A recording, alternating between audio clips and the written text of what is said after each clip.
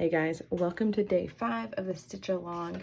We are going to be working on this nice little hill today using color 926, sticking with our 4 strands, doing a French knot with 2 twists. And what I mentioned in the last video was that these next 2 videos are going to be a little bit different than the other ones, because at this point y'all know how to do French knots. You're little experts, but I think it would still be helpful for you to watch me as I'm stitching. But instead of talking about what I'm doing, I wanted to answer some questions that y'all gave me. So I just thought that that might be a little more helpful while also watching me stitch, because if we just sat here and watched me stitch, that wouldn't be fun. It'd be a little boring. So let's start with the first question. The first one is, do you need to turn your hoop when stitching? So I think it was on day 3 that I was turning my hoop while working on this hill, and that's not necessary. It was just something that I thought was more helpful for me, especially because I like to go in after I do the outline. As you see, I just kind of do straight lines to fill in, and so that can sometimes be easier if it's turned for me. With this little hill, it doesn't quite matter as much, but using this one, it was just easier to have my hoop turned, but not necessary. It was just a little more comfortable for me. Okay, so someone else also asked about filling in the hill. If first, how I fill it in, like what direction I go in, but also if there's a right or wrong way, essentially is what they're asking. So I do the outline, and then I just kind of do almost like straight lines down and fill in. I can't say that's the only way. There's definitely other ways. I think the person who asked the question mentioned like doing a spiral inward. You can totally do that. I think I kind of just like seeing the progression of like, oh, I'm halfway there, I'm 75% there, okay, I'm done. So yeah, there's no right or wrong way as far as, well, there's a wrong way. I say that too often. There's no right or wrong way, and then I realize, no, there's a wrong way. There's a wrong way. You want to keep your stitches together. You don't want to be jumping from here to there to here to there. Then you are just wasting your thread in the back. But as far as filling it in, if you want to do straight lines, kind of go in a circle, okay, I will say, I was going to say filling it in straight at the bottom. You might notice down here, I'm trying to see if you can see it. You might not be able to see it in the video very well, but down here, when I was filling in this hill, I did my outline, and then I don't know why I did it exactly, because I never fill in my hill this way. I came down here and started doing, oh, I do know why I did that, because I did my outline and I ended here, and then I didn't want to go that way, because I was like, oh, that's too long. I don't want to do that right now. So I came back this way, and I don't think you can see in the video, but my stitches ended up being pretty much right on top of each other. So I see a very distinct line, and it's killing me. Like I might even go in later and like add in some little stitches to try and get this not to be so right on top of each other. It's just the fact that the knots are like perfectly aligned, and it's killing me, guys. So I would say be a little cautious if when you're filling in that way, that your knots are not becoming right on top of each other, that maybe you're adding a little bit of I can't think of the word right now, but variety into your stitching. Like, so for example, I'm going to come in kind of far left over here for this one, and then I might come this way a little bit and bring the stitch in, so that way I'm not exactly doing the same pattern over and over, where it could create some sort of line that would be a little bit annoying. Okay, so next question. Why are all, okay, I rewrote some of the questions abbreviated to try and save myself time, but I just realized the way I wrote this question is not the way the person asked the question. Essentially, they were asking, why don't all my French knots look the same? Like, why do they look different from one French knot to the other? And that's just simply something that's going to come with practice. As long as, like, you have to be pretty much holding your thread with the same amount of tension every time in order to get the uniform look. If I do one stitch medium tightness and the next one super tight, they're going to look a little bit different from one another. And then if I'm holding this super loose, it's going to look different. Now they're probably like, Sarah, you're currently doing not what you just said that you're doing. And I just forgot. I forgot what I was doing and I just kept going. But see, that's a good example that there's no like fully right. Okay, there we go again. There's no like set in stone way that you have to do it. Go with the flow, guys. Just go with the flow. All right, I'm going to answer one more question. I'm looking over to the side to see what it is.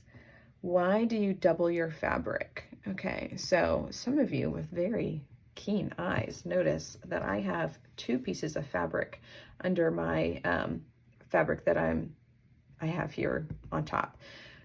It's a preference thing. It is something I did not do for the longest time. It's only something I've started doing semi-recently, and I just like that it adds a little bit more tension to my hoop so that there's a little less slippage.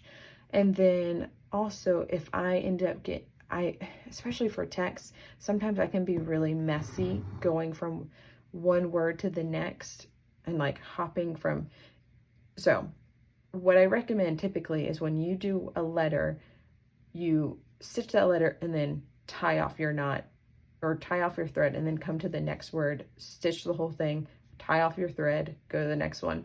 But I can be very lazy sometimes and just go from a thrill of and just never stop. And so by doubling it, it adds a little bit extra thickness so that that you can't see the stitches in the back. Does that make sense? Like the stitches that are going here, it's not a problem. But if I was to bring it back over here and start stitching, obviously on the front, there's a line going through that's not going to be covered by stitches on the front. So you could be more likely to see it. Not always, especially if it's not a lighter floss color, but if it was like black, you would definitely see it and it'd be a little more noticeable. So preference, not mandatory.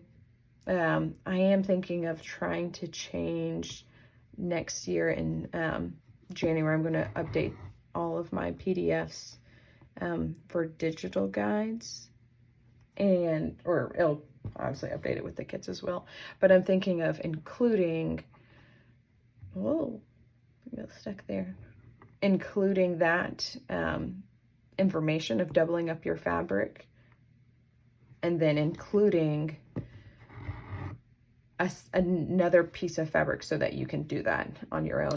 I think right now the hard thing is so when I double up, I do not double up on 2 pieces of this Kona cotton because then it's too thick and it's too hard for me to stitch through.